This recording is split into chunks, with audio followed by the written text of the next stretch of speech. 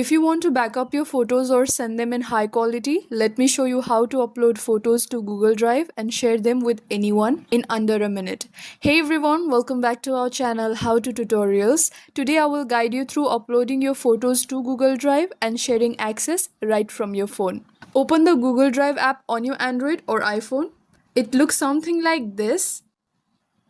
Now tap the plus icon at the bottom right and tap upload.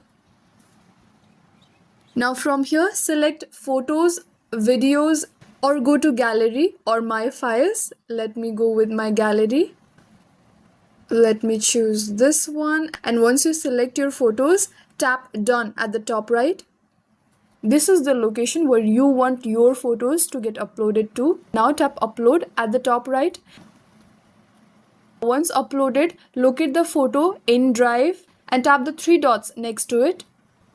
And here, tap share. And now to add people or groups, you can actually enter the email address of the person you want to share with. And here simply go to manage access. Now locate this general access area. Here tap on change, that is just below anyone with link. Now tap anyone with link. And from here, you can either choose restricted, which means only people added can open. You can even set if they can view, comment or edit. Just tap on viewer. And yes, from here, you can choose that.